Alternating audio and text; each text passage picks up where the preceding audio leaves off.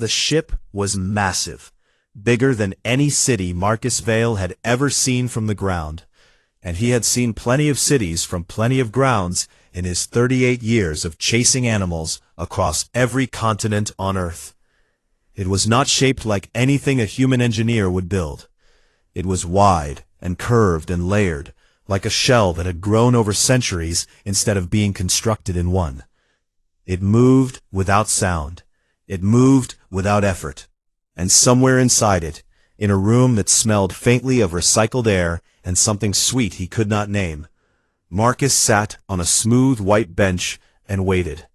He was not panicking. The Vreth staff had noted this 3 times already in their intake logs. The intake room was clean and quiet. The walls were pale blue. There were no windows, but there was a soft light coming from everywhere at once. The kind of light that does not cast shadows, which Marcus found slightly unnatural, but not alarming.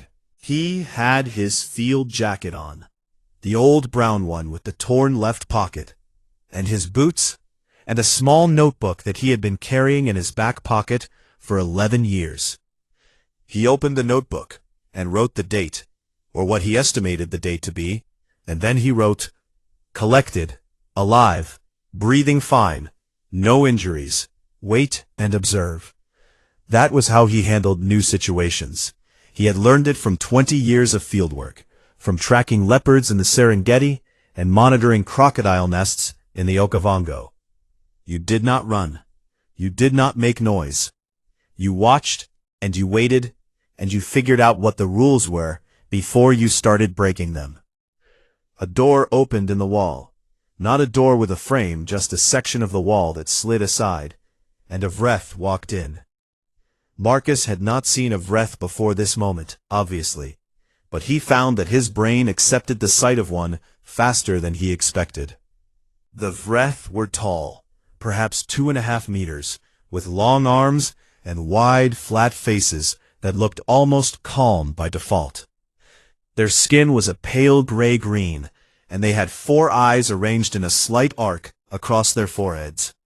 The one who entered the room was wearing what appeared to be a uniform, dark gray with a pale stripe along the arm, and was carrying a flat device that Marcus assumed was some kind of tablet. The Vreth stopped a few meters away and made a sound. Then a second sound came from a small unit on its collar, and the second sound was in English, rough and slightly mechanical, but understandable. "You are the human called Marcus Vale?" "That's me," Marcus said. The Vreth, whose name Marcus would later learn was Sorvan, Chief Preservation Officer of the Ark, looked at him for a long moment. Marcus could not read the note, but if he could have, it would have said, "Subject responded without hesitation, without visible fear response, without aggression. Unusual." Sorvan told him through the translator that he was aboard the interstellar preservation ark Vareth 9, that his planet had been flagged for catastrophic solar disruption within the next 40 years, and that the Vreth Preservation Authority had been conducting a collection sweep of Earth's most significant biological specimens for the past 6 months. Marcus had been caught in one of the urban sweeps, which were designed to collect sentient species along with their behavioral data. "So I'm a zoo animal," Marcus said. Sorvan paused at that. The translator took a moment, and then Sorvan said, "You are a preserved specimen. Your safety and comfort are our highest concern." "Sure," Marcus said, and he wrote something in his notebook. Sorvan showed him his habitat. It was a large space, designed with impressive care. Green areas, a sleeping area, natural light simulation, a food station stocked with things that looked familiar, water that tasted close enough to real.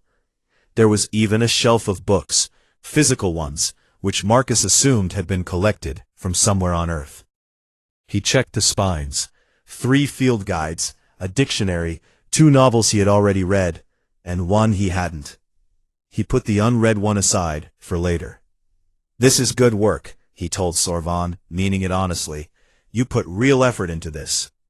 Sorvan made another note. The note said, "Subject expressed approval of habitat design.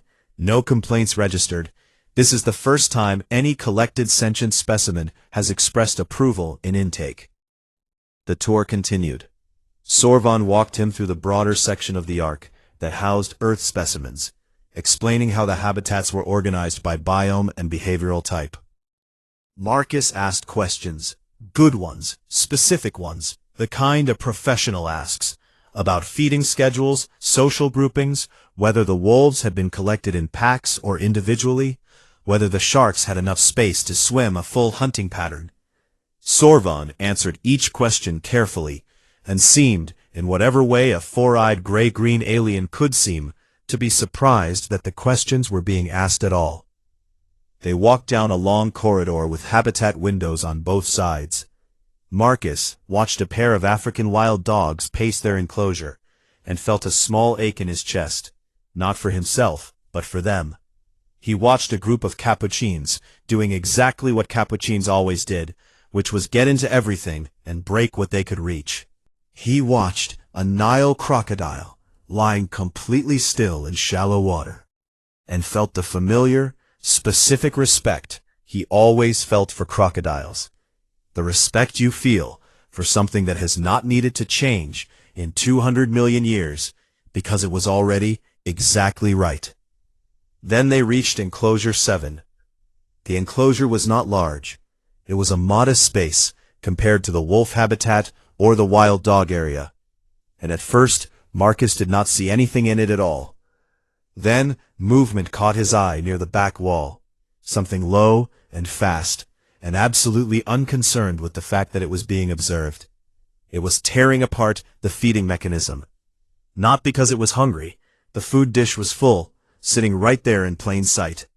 It was tearing apart the feeding mechanism because the feeding mechanism was there, and appeared to be the most interesting thing in the enclosure at that moment. It had already bent one of the metal brackets into a shape that should not have been possible given the size of the animal doing the bending.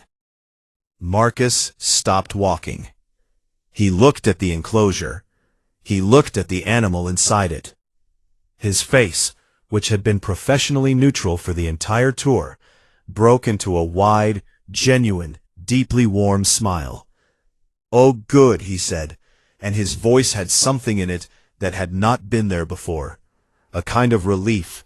The way you sound when you find out an old friend made it out safe. You got one of those too. Sorvan looked at the enclosure, then at Marcus, then back at the enclosure. The animal, small, black and white, moving with a kind of aggressive confidence that seemed completely disproportionate to its physical size, had now pulled the bracket fully free and appeared to be deciding what to dismantle next. That species has caused 17 containment anomalies since collection, Sorvan said through the translator.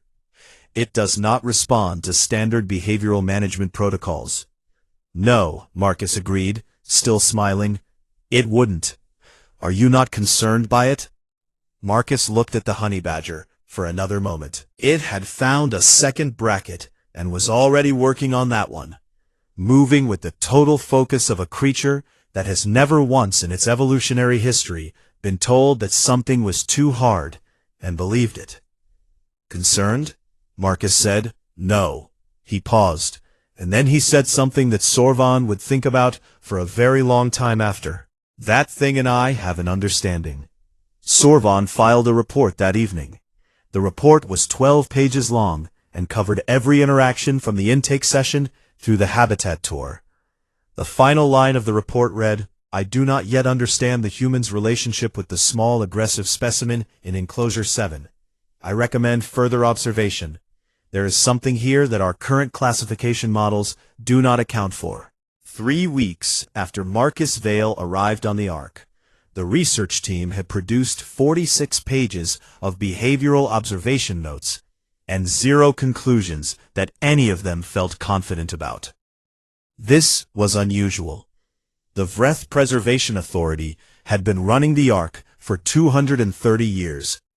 In that time, they had collected sentient species from 9 different star systems, and non-sentient specimens from 40 more. They had a process for everything. They had protocols, classification frameworks, behavioral prediction models built on centuries of collected data. When a new sentient species arrived, the process was reliable. Initial shock, followed by withdrawal, followed by either aggressive behavior or depressive shutdown, followed by a slow adjustment period that took on average between 4 and 9 months before the subject could engage calmly with Vret's staff. Marcus had skipped every single one of those stages. He had arrived calm. He asked questions. He kept a notebook. He maintained a consistent sleep cycle. He ate regularly, and he had on 3 separate occasions asked if there was anything useful he could do to help with the care of the other Earth specimens. Sorvan had said he would look into it. Marcus had said, "Thank you," and gone back to reading his book. Vila, the junior behavioral researcher assigned to the human case, sat in the observation room on the 14th day and stared at her notes. She was young by Vret standards, only 60 years into her career, and she had a reputation among the senior staff for asking questions that made people uncomfortable because they were too simple. She had a theory about Marcus, but it was the kind of theory that felt wrong to say out loud, so she wrote it down instead. What if there is nothing wrong with him? She went to Sorvan with the 46 pages and laid them on his desk. "He is not suppressing fear," she said. "We ran the biological scans. His neurological fear response is intact and normal. He is capable of being afraid. But he is not afraid," Sorvan said. "He was afraid twice," Vila said, and she pulled up a specific page. On day 4, when the feeding alert siren went off without warning, his heart rate spiked, and he moved immediately to the corner of the room, with his back to the wall. Classic defensive response. She flipped the page. On day 11, when the lights in his habitat flickered during the maintenance cycle, he woke immediately, sat upright, and held very still for 6 minutes before the lights stabilized. "So he does feel fear," Sorvan said. "Yes, but not in the way we're used to understanding it," Vila said. "He experiences fear, but he never lets it move him. He runs the patterns, but never acts on them. He felt it, processed it, and then continued his day normally." Vila set the notes down. Both times, he wrote something in his notebook afterward. I managed to see the entry from day 11. It said, "Lights glitched, stayed still, nothing came. Fine." Sorvan looked at the notes for a long time.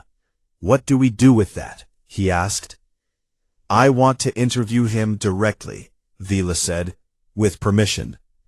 The interview happened the next morning. Vila sat across from Marcus in a small meeting room adjacent to his habitat.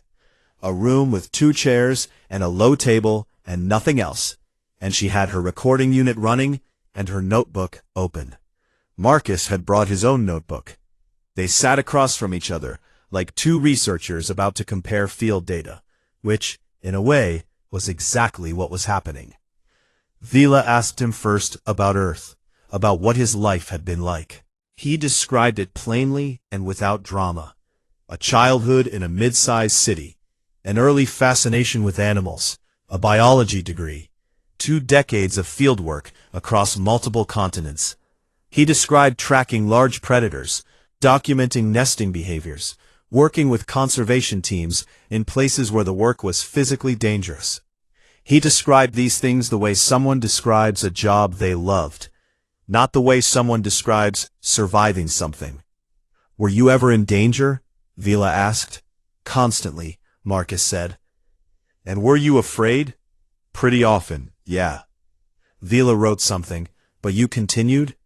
"That's the job," Marcus said, and then he looked at her with an expression she could not fully read, but which seemed like genuine curiosity about why she found this confusing. "You find out what the rules are, and then you work within them. Most animals are not trying to kill you, they're trying to survive.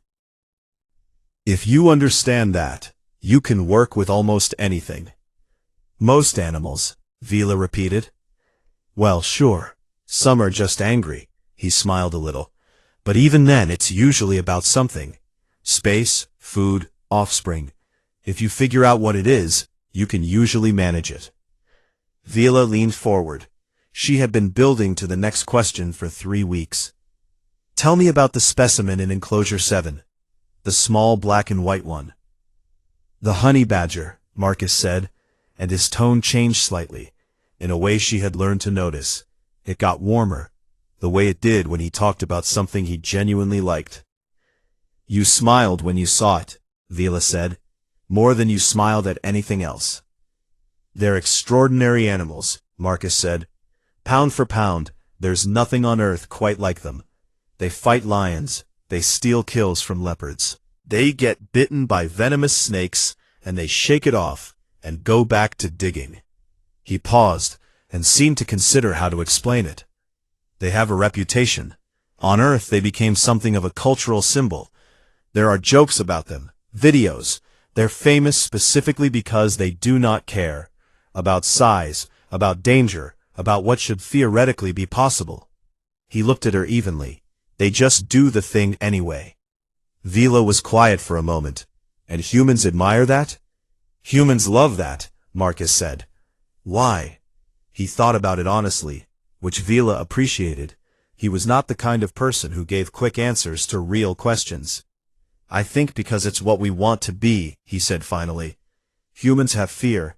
We have plenty of it. But the thing we respect most, as a species, is the decision to act anyway. We tell stories about it. We name our children after people who did it. The honey badger just does it naturally, without thinking about it. He shrugged. We've been trying to be that our whole history. Some of us get close. Vila closed her notebook. She looked at him for a long moment. You do understand, she said slowly, that on our classification scale, your species was entered as a Category 2, protected sentient, non-aggressive, high cognitive function, low physical threat profile. Yeah, I figured something like that, Marcus said pleasantly. That category is for species that require protection from their environment, Vila said. Species that survive primarily through intelligence and social organization because they lack physical defenses. Marcus nodded. Makes sense from the outside. Does it not apply to humans? Marcus considered the question with what appeared to be genuine fairness. I mean, the intelligence part is right, he said, and the social organization part, but I think, somewhere in your model, you might have missed the part where we spent 10,000 years deciding which dangerous things we could domesticate and which ones we could learn to work around.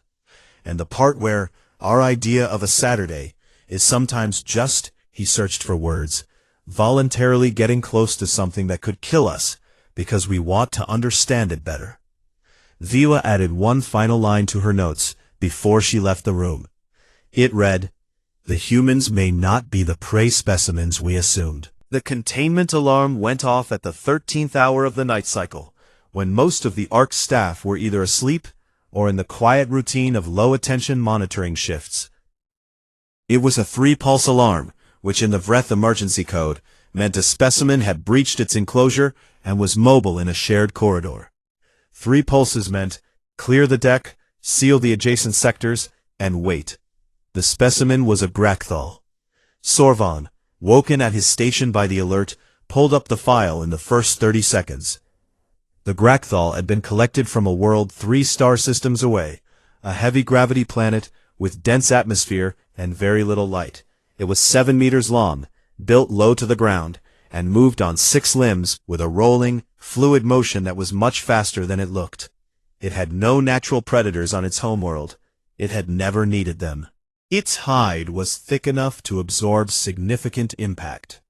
Its sensory range was extensive, and its temperament, the file noted this in bolded text, was reactive to confinement stress, prone to escalation, not recommended for direct contact under any circumstances. It had been in its enclosure for 6 weeks. Something in the enclosure's wall paneling had developed a microfracture during the day cycle, probably from vibration stress.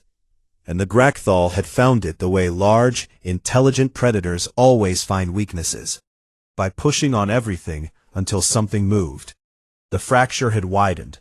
The wall had given, The Grakthal was now in the connecting service corridor between the Earth specimen wing and the main research deck. Sorvon issued the evacuation order. Sectors sealed. It was not until the seal confirmation came back that anyone checked the location roster for the Earth specimen wing and realized that Marcus Vale had been given a temporary access pass earlier that evening, approved by Sorvon himself, to assist with the behavioral documentation of the Wolfpack habitat during a social interaction window. The access pass had not yet expired. Marcus was not in his habitat. He was somewhere in the Earth specimen wing, which shared the connecting service corridor with the Grakthal's current position.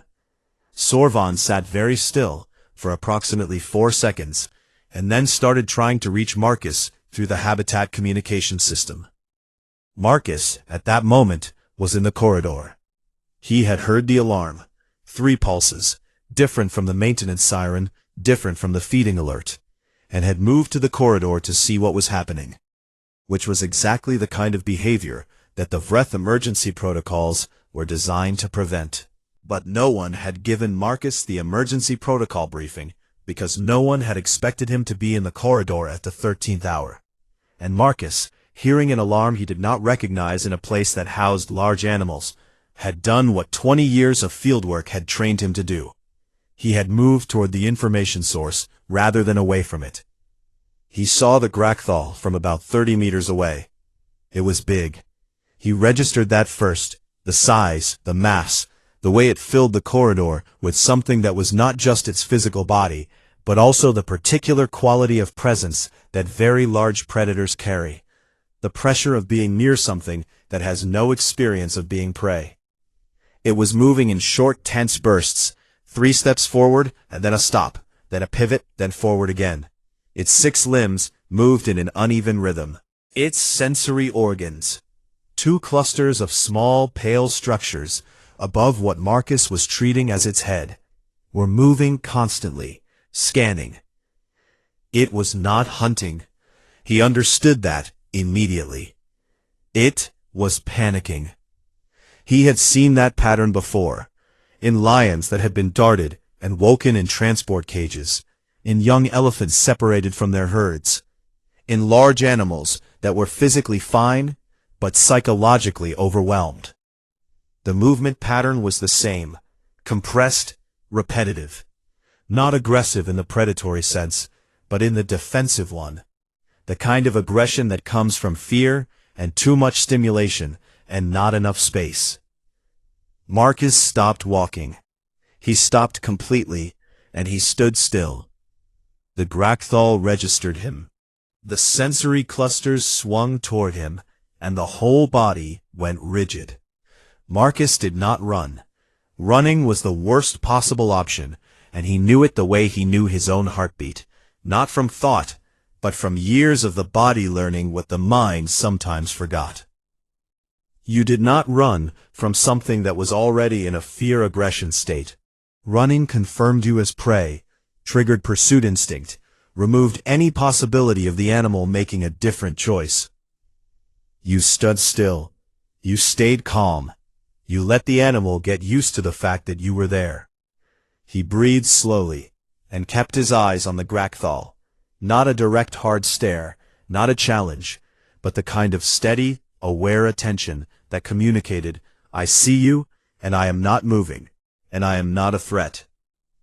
The Grakthal took 2 steps toward him, not dramatically. He did not wave his arms or shout, but he straightened his spine, and squared his shoulders, and lifted his chin, the slow, deliberate expansion of space that says, in the language that predators and prey have spoken between each other, sits long before either of them could think in words. I am here. I am not afraid. You need to reconsider your options. In the observation room, 6 Vreth staff were watching the corridor feed in total silence. Vila had one hand pressed flat against the console. Sorvon had stopped trying to reach Marcus on the communicator. No one spoke. No one could think of anything useful to say. The Grakthal stopped. It made a sound, low and resonant, the kind of sound that was probably meant to be a warning or a display, and Marcus heard it and nodded slightly, which was not a rational response, but was the honest one, the acknowledgement that he had heard and understood the message, and was still not leaving. They stood like that, for what the monitoring system later recorded as 4 minutes and 17 seconds. Then Marcus took one slow step to his left, opening a line of sight down the corridor in the other direction, back toward the Grachthal's enclosure. And he shifted his body weight so that the path behind the animal was the more obvious and open direction, and the path toward Marcus was the one that required effort and decision. The Grachthal turned. It went the way a large, tired, frightened animal goes when it has decided that a situation is not worth continuing. Slowly, with its weight settling downward, the tension bleeding out of its limbs with each step, it moved back down the corridor in the direction it had come from, and Marcus watched it go and did not move until it was fully out of sight. Then the containment team arrived with their equipment, and Marcus stepped aside and said, "Loud noise on its left flank will move it the rest of the way back in. Keep your distance until it's through the door. It's still stressed." The containment team looked at him and then at each other, and then they did exactly what he had suggested, and it worked. In the observation room, Vila realized she had been holding her breath. Sorvan watched the recording 3 times that night. Then he pulled up the honey badger's behavioral file and read it from the beginning.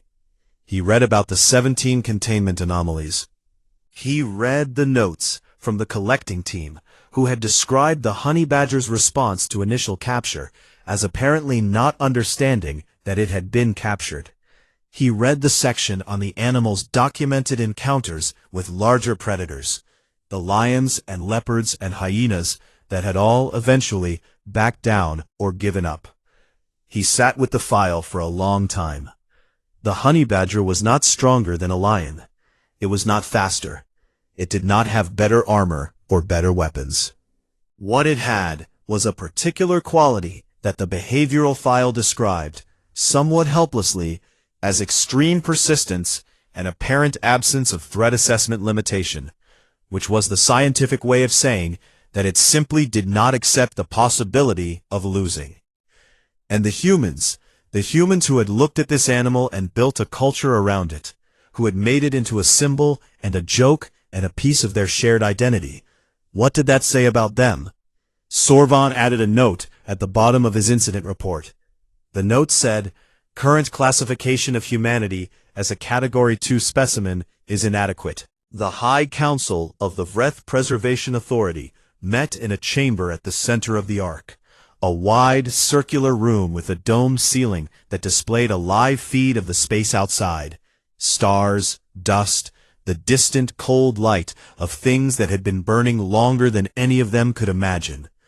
The chamber was designed to remind its occupants of scale, of the size of the task they had taken on, and the smallness of the individual decisions made within it. Usually, it worked. Today, Sorvan was not sure it was helping him. There were 9 council members. They sat at a curved table, and Sorvan stood at the open end of the curve with his presentation materials and his 47 days of observation notes, and the incident report, and the honey badger file, and every other piece of evidence he had assembled since the morning Marcus Vale had smiled at Enclosure 7. He had been building to this for over a week. He had revised the presentation 4 times. He had shown it to Vila, who had said it was correct and well argued, and would probably make the council deeply uncomfortable. He had taken that as a good sign. The human specimen collected during the Earth sweep, he began, was entered into the Ark's registry as a Category 2 sentient, protected, non-aggressive, high cognitive function, low physical threat profile, recommended for standard habitat placement with social enrichment protocols. He paused and looked at the council. "I am here today to request a formal reclassification." The council's senior member, a large and very old Vreth named Councillor Vran, folded her hands. "On what basis?" on the basis that the Category 2 classification does not describe the species we collected, Sorvan said. It describes the species we assumed we were collecting based on their physical profile, which is small, relatively fragile, unarmored, and physically unimpressive compared to dozens of other Earth specimens. What the physical profile does not show, and what 47 days of close observation has shown, is the behavioral and cultural reality of what humans are. He laid out the evidence in order.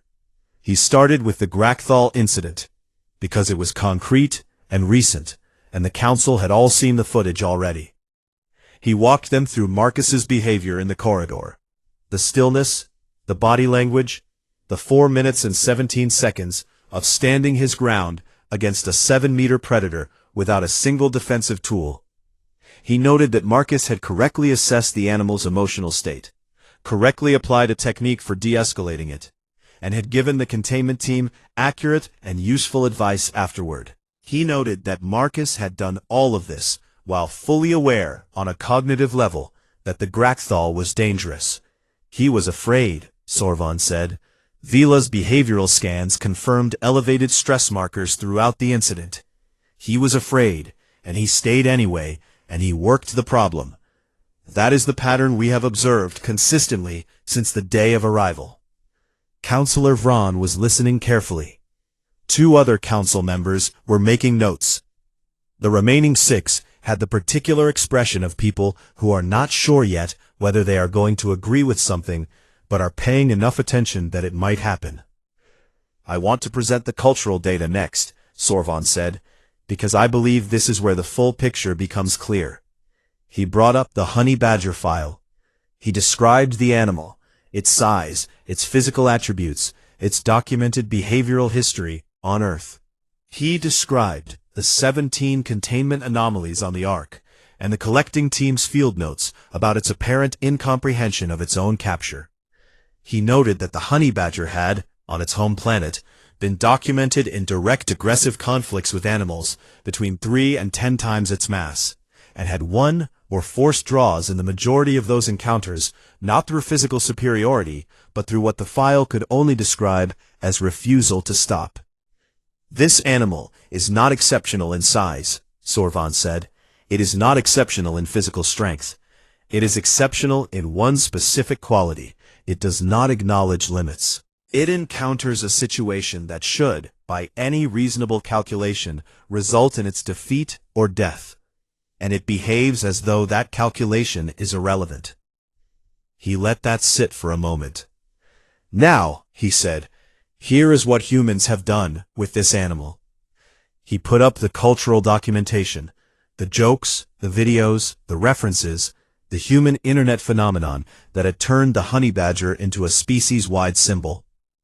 He explained, as Marcus had explained to Vila, that humans had identified the honey badger as a cultural icon specifically because of that quality of refusing to acknowledge limits, that they had made it into a symbol of the trait they admired most, that they told each other honey badger jokes the way other species told hero stories, because for humans, the honey badger was a hero story.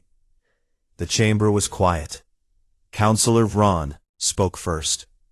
You are saying that humans admire this animal because they see themselves in it. They took an apex pack predator and over thousands of years reshaped it into an animal that lives in their homes, sleeps on their furniture, and treats them as its social group. They did this so successfully that the domestic version of the wolf is now the most numerous large carnivore on Earth, and humans consider it a companion animal. He moved to the next item. Humans ride horses. They take an animal that is in its natural state, a prey species with significant flight response, and they train it to carry them on its back, to respond to subtle physical cues, to perform complex tasks. They do this for transport, for work, and notably, for sport, for pleasure. Next item. Humans swim in the ocean, voluntarily. The ocean is, by any ecological measurement, the most hostile environment on their planet. Limited visibility, temperature stress, current risk, and a significant number of predatory species, including the largest active predators on Earth. Humans swim there anyway. They developed equipment to go deeper. They swim with sharks, deliberately, for recreation and research. There is an entire professional field of humans whose job is to get into the water with sharks.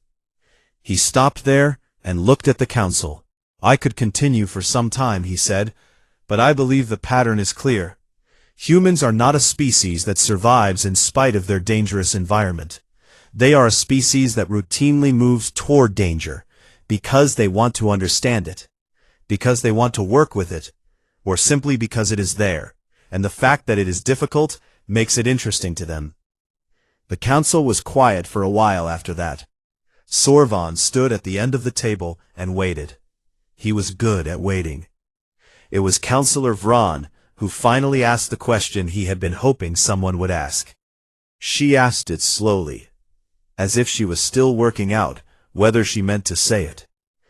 If they admire the honey badger, what does that make the humans? Sorvan had thought about this question for 11 days.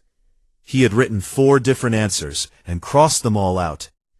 It makes them, he said, the species that looked at a creature with no fear of lions and thought, I want to be more like that, and then spent 10,000 years trying. He let that land. The Category 2 classification is not wrong because humans are more physically dangerous than we assessed, he said.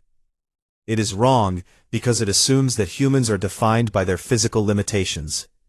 They are not.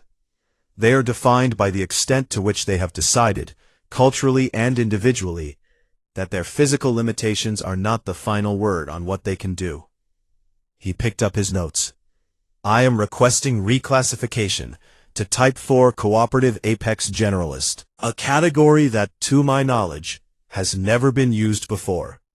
Because a species that defines itself this way, that builds its culture around the refusal to be stopped, that chooses the honey badger of all creatures as the mirror it holds up to itself, that species does not fit any category we already have.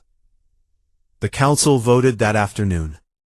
The result was 7-2 in favor of reclassification. Marcus Vale's habitat designation was changed in the Arcs Registry from Sentient Specimen Habitat 7C to Guest Quarters 7C. The change took 11 seconds to process. Nobody told Marcus yet. Sorvan wanted to do that part himself. Sorvan found Marcus in the wolf habitat observation area, sitting on a low bench outside the enclosure window with his notebook open on his knee. The wolves inside, 7 of them, a full collected pack, were in the middle of what appeared to be a disagreement about the hierarchy of the evening's sleeping arrangement. 2 of the younger ones were posturing at each other near the back of the space. The alpha female was ignoring them completely and eating with the focused efficiency of an animal that has nothing to prove. Marcus was watching all of it and writing with the steady pace of someone who is not just recording data, but actually enjoying themselves. He heard Sorvan approach and looked up, then looked back at the wolves. She's something, Marcus said, nodding toward the alpha female. I've been watching her for 3 weeks. She never wastes a move. Everything she does means something. Sorvan sat down on the bench. It was slightly too short for him, but he sat anyway. He had been around Marcus long enough to understand that conversations with him went better when you were at the same level. I have something to tell you, Sorvan said. Marcus closed his notebook. He read the seriousness in Sorvan's posture. Marcus was good at that, at reading bodies, even ones shaped very differently from his own, and he gave the conversation his full attention. Sorvan explained the reclassification. He explained it plainly, the way Marcus always seemed to prefer things explained, without extra softening, without institutional language, just the facts in order. He told Marcus about the council presentation, about the honey badger data, about the vote. He explained what Type 4 Cooperative Apex Generalist meant, what it meant for how Marcus would be treated on the Ark going forward, and what it potentially meant for the broader human collection if Sorvan's recommendation for expanded classification was approved at the next full authority meeting. Marcus listened to all of it, without interrupting. When Sorvan finished, Marcus was quiet for a moment. He looked at the wolf pack through the window. The two younger males had resolved their disagreement somehow. One of them was now lying down, and the other was grooming its own shoulder with the specific body language of an animal that has decided the argument was not worth finishing. The alpha female had moved to the water station. "Guest quarters," Marcus said finally. "That's what you changed it to?" "Yes," Sorvan said. "That's a good word for it." He did not sound surprised exactly, but he sounded like someone who has been waiting for something to settle into its correct shape and has just felt it do so. "What do you need from me?" Sorvan had prepared for several possible responses to the news. Emotion. Humans were apparently capable of significant emotional expression. Questions. Marcus asked a lot of those. Perhaps some version of the kind of quiet difficulty that Vila had told him sometimes came when people process things that had been held back. He had not specifically prepared for, "What do you need from me?" "There is a position," Sorvan said, and he was aware, as he said it, that he had not entirely planned to offer it this soon, that the question had pulled it out of him. Interspecies behavioral consultant. It is not a formal Vreth authority role. It has never existed before. But the council agreed that if you were willing, your knowledge of Earth species behavior would be useful to the preservation team. You have already demonstrated this twice. The Grakthal incident and your observations of the wolf pack both produced better outcomes than our standard protocols would have generated. Marcus looked at him. "You're offering me a job?" "I am offering you a role," Sorvan said carefully. "It is different from a job. You would not be staff in the institutional sense. You would be a consultant, an advisor. Your recommendations would be taken seriously and acted on where appropriate. You would have access to all Earth specimen habitats, and with appropriate supervision, to other specimens where your skills might be relevant." Marcus was quiet again. This time the silence had a different quality. Not processing, but deciding. Sorvan had learned to tell the difference. "One condition," Marcus said. "Name it." "Earth comes off the endangered list." Sorvan blinked. This was, technically, outside the scope of what had been discussed, or what he had authority to promise. He started to say so, and Marcus held up one hand, a simple, patient gesture that meant, "I know, let me finish." "I'm not saying it happened overnight," Marcus said. "I know there's a process. I know there are other humans collected, and other data to review, and probably a lot of meetings that I would find very boring, but that matter a lot to the people in them." He looked at Sorvan with that steady, straightforward attention that had been unsettling staff since the day of arrival. "But Earth is not a planet of endangered animals that need saving.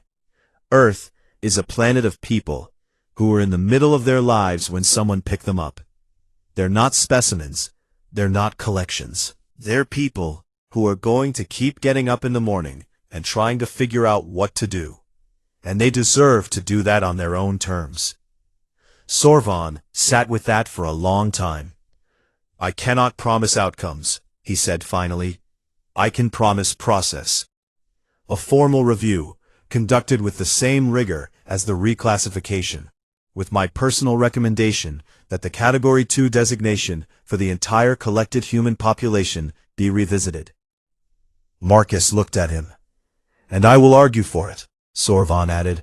"I will argue for it as strongly as I know how." Marcus nodded once. "Then yes," he said, "I'll take the role." They sat there for a while after that, side by side on a bench that was too short for one of them, watching the wolf pack settle into the evening. The alpha female had finished eating and was now lying near the center of the habitat, with two of the younger pack members pressed against her sides, and the whole group had the particular ease of animals that have found, even in this strange place, the thing that made a space feel like home. "Can I ask you something?" Sorvan said. You've been asking me things for 7 weeks, Marcus said. Don't stop now. When you first saw the honey badger, Sorvan said, when we were on the intake tour, and you walked past enclosure 7, you smiled. Not the way you smiled at the other animals. It was different. He paused and searched for the right way to say it. It looked like relief. Marcus was quiet for a moment. Through the window, the alpha female shifted slightly, and one of the young wolves pressed its nose against her shoulder. It was relief, Marcus said. Why? Marcus thought about it carefully, the way he always thought about the real questions. He looked at the wolves.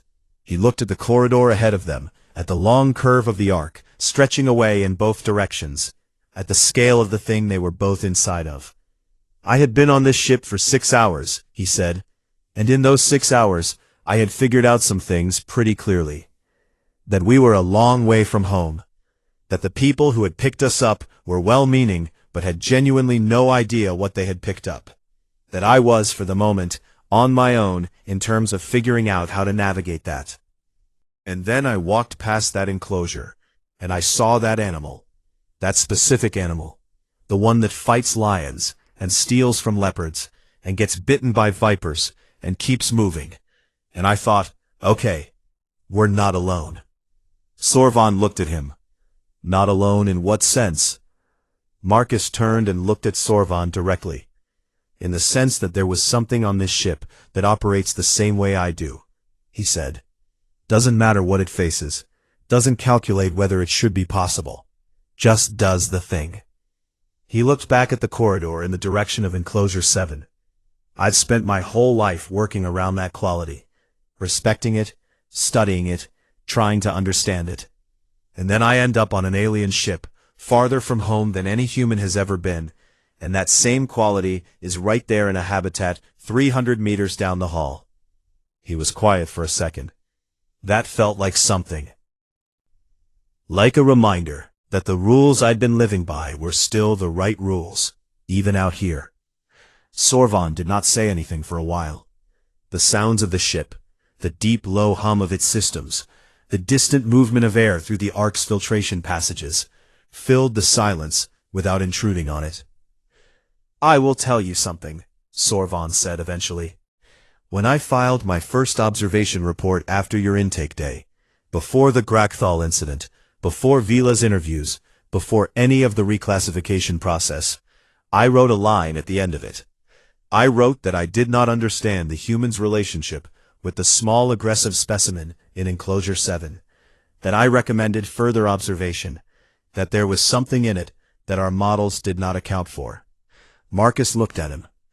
I understand it now, Sorvan said quietly. You were not pointing at a small animal when you smiled at that enclosure. You were pointing at a mirror. He looked at Marcus with the steady attention of someone who has arrived after a long time at a conclusion that is both surprising and obvious. The honey badger does not know it is supposed to lose. And the humans are the species that saw that and spent their entire history trying to learn the same thing. Marcus held his gaze for a moment. Then he smiled. The same smile as enclosure 7, wide and genuine and just slightly like relief. Now you've got it, he said. That night, Sorvan wrote his final log entry on the human reclassification case. He wrote it after his shift had ended, sitting in the quiet of the observation room with the star display above him and the sounds of the arc settling into its night cycle. The entry read, I asked the human why he was not afraid. He pointed at the honey badger. I thought at first that he was pointing at an animal. I understand now that he was pointing at a principle. The principle that the outcome does not determine whether you try. That something being difficult, or dangerous, or larger than you, does not mean that it gets to decide what you do next. The honey badger knows this without knowing it. The human knows it, and chooses it, and teaches it, and builds entire cultures around it. Of all the species we have collected in 230 years of preservation work, I have never recorded one that was more convinced, not in an aggressive way, not in a reckless way, but in the deep, settled, everyday way, that whatever comes next, they will find a way through it. I do not think we saved them. I think we found them. There is a difference, and it matters, and I am glad I was paying close enough attention to see it." He closed the log. Outside in Enclosure 7, the honey badger was dismantling something new. Whatever it was reinforced. Whatever it was not going to stay that way for long.